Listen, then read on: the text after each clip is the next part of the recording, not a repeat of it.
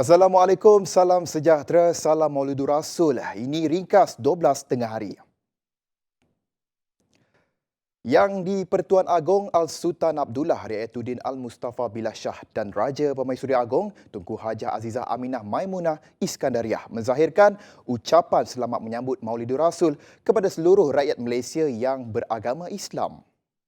Ucapan berkenaan dimuat naik menerusi hantaran akuan Instagram rasmi Istana Negara pada Khamis. Tidak seperti tahun-tahun sebelumnya, sambutan Maulidur Rasul pada tahun ini diraikan secara bersederhana berikutan peningkatan kes COVID-19 di Sarawak. Sehubungan itu, sebarang penganjuran sambutan itu perlu mematuhi peraturan serta garis panduan yang telah dikeluarkan oleh Majlis Islam Sarawak. Ya. Jadi tahun ini keadaannya agak berbeza dengan sambutan Maulidur Rasul tahun-tahun yang lalu. Jadi pertama kalinya kita tidak dibenarkan untuk mengadakan perarakan di semua tempat. Jadi Jawatankuasa Surau dan masjid di seluruh negeri Sarawak telah pun diberi maklumat melalui keliling yang telah kita keluarkan lebih kurang 3 minggu lepas, menyatakan bahawa sambutan Maulidur Rasul masih boleh diadakan tapi tanpa sebarang perarakan. Jadi dengan kata lain, Jawatankuasa pengurusan masjid dan surau kita boleh menganjurkannya di masjid kawasan masing-masing, tapi mesti mematuhi garis panduan serta SOP PKP yang telah pun dikeluarkan oleh Sekretariat Majlis Islam Sarawak.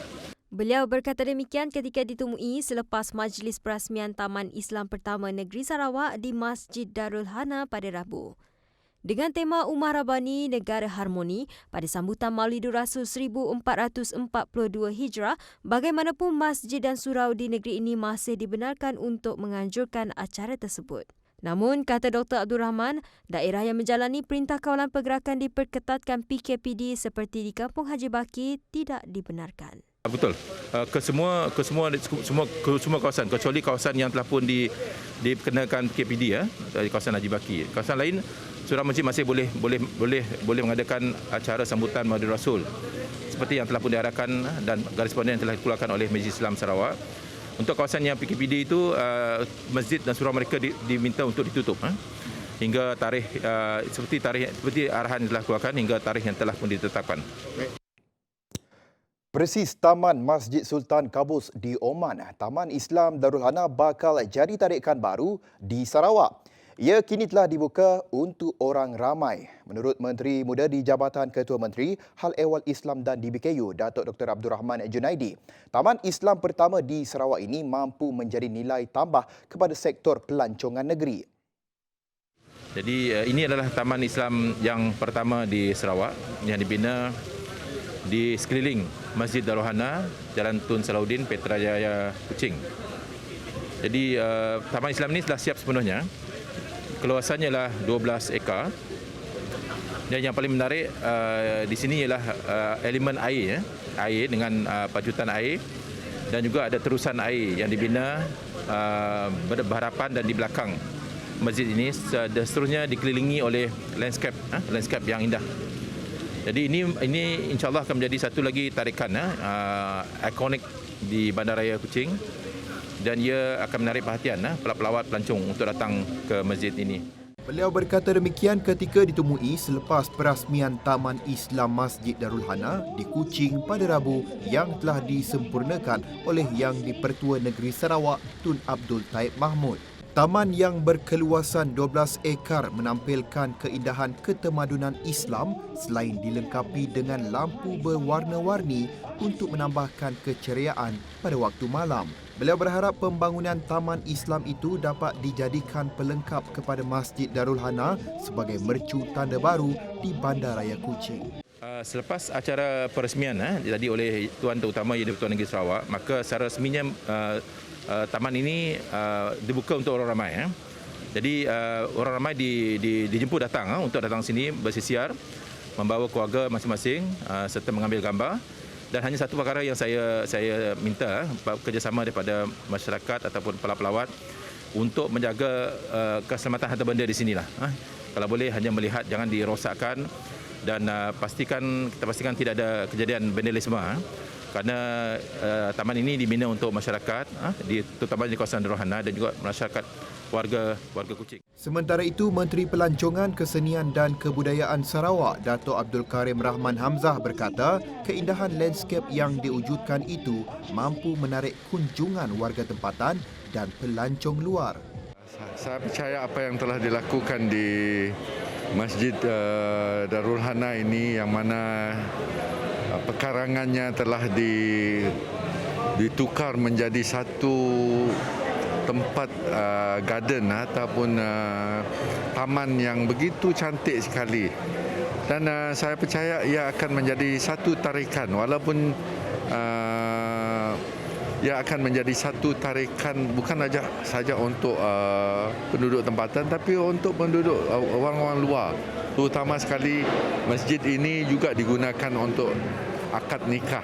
Dan selalunya pengantin-pengantin yang lepas akad nikah di taman ini boleh mengambil gambar-gambar untuk kenangan dan sebagainya. Apa yang penting, kata Abdul Karim, taman itu dapat dijaga dengan sebaiknya oleh masyarakat tempatan agar tidak menjadi mangsa laku musnah atau vandalisme individu tidak bertanggungjawab.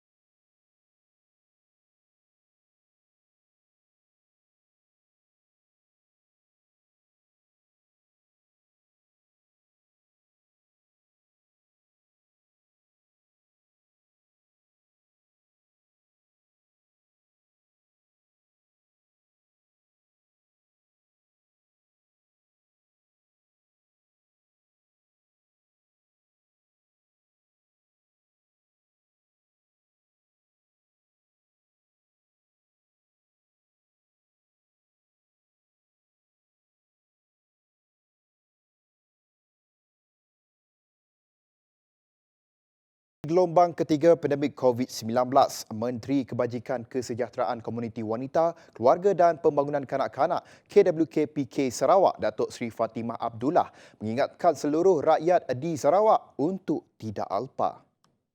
Kita perlu berdisiplin dan kita perlu mengingatkan antara satu sama lain. Biar terpaksa kita bersusah-susah sekarang ini, ya, kita patuhi SOP. Jadi mudah-mudahan vaksin akan cepat ditemui dan hasil daripada mematuhi SOP kita dapat putuskan penularan ini. Beliau berkata demikian menerusi satu sidang media setelah mempengelusikan Mesyuarat Ahli Majlis Pembangunan Sosial Sarawak. Katanya lagi apa yang menjadi kegusaran pada ketika ini adalah masalah keletihan COVID-19 ataupun COVID-19 fatigue. Satu daripada perkara yang kita khawatiri, ya, yang bukan saja dialami oleh rakyat Malaysia, bahkan seluruh dunia, ialah apa yang kita panggil sebagai COVID fatigue, ya. Di mana apabila kita mengalami keadaan itu untuk jangka masa dah lebih daripada beberapa bulan dah. Mula daripada bulan 3, sekarang ini sudah masuk dah nak habis bulan 10. Jadi norma baru yang kita paksa praktikkan dan bila ianya berlaku untuk jangka masa yang panjang, ada risiko penduduk kita, rakyat kita ya, menunjukkan apa yang dipanggil sebagai COVID fatigue ya. Jadi oleh kerana dah lama dan jadi rasanya macam nak keluar daripada keadaan tersebut dan ada yang mula lupa untuk mempraktikkan standard operating procedure ni. Sebanyak 207 buah sekolah, sebuah institut pendidikan guru dan sebuah kolej matrikulasi di daerah Kuching diarah tutup susulan pengisytiharaan daerah Kuching sebagai zon merah COVID-19 pada Selasa. Kementerian Pendidikan dalam satu kenyataan pada Rabu berkata penutupan itu akan berkuat kuasa selama 2 minggu bermula Jumaat 30 Oktober 2020. Arahan tersebut kata kenyataan itu lagi selari dengan keputusan Perdana Menteri pada 6 Oktober berhubung keputusan kerajaan untuk menutup sekolah-sekolah yang disahkan berada dalam zon merah oleh Kementerian Kesihatan Malaysia. Bagi sekolah berasrama, ibu bapa atau penjaga perlu mengambil murid atau pelajar yang tinggal di asrama terlibat. Pun begitu katanya, murid atau pelajar yang menunggu untuk diambil atau yang ingin terus kekal di asrama sekolah atau institusi pendidikan sepanjang tempoh penutupan boleh berbuat demikian dan akan berada di bawah jagaan warden asrama. Keperluan makan minum mereka akan disediakan oleh pihak sekolah dan institusi pendidikan. Bagi pelajar yang perlu menduduki peperiksaan antarabangsa yang dijadualkan dalam tempoh penutupan pula, mereka hendaklah mendapatkan surat perakuan dari sekolah masing-masing. Semua taska dan tadika di daerah Kuching turut ditutup bermula esok. Ini selaras dengan arahan penutupan pusat itu di seluruh negara selepas daerah Kuching bertukar kepada zon merah. Merujuk pekeliling bertarikh 12 Oktober 2020, Jabatan Kebajikan Masyarakat Sarawak memaklumkan pihaknya telah mengarahkan beberapa pusat pendidikan dan kebajikan di kawasan zon merah dan kawasan Perintah Kawalan Pergerakan Bersyarat di seluruh negara ditutup. Ini termasuk taska, pusat jagaan, pusat aktiviti warga emas, pusat aktiviti kanak-kanak dan Persatuan Pemulihan Dalam Komuniti PDK. JKM dalam kenyataan memberitahu pihaknya menyedari kekhawatiran ibu bapa dan kumpulan sasar jabatan berkaitan keadaan semasa penularan wabak COVID-19 di Malaysia.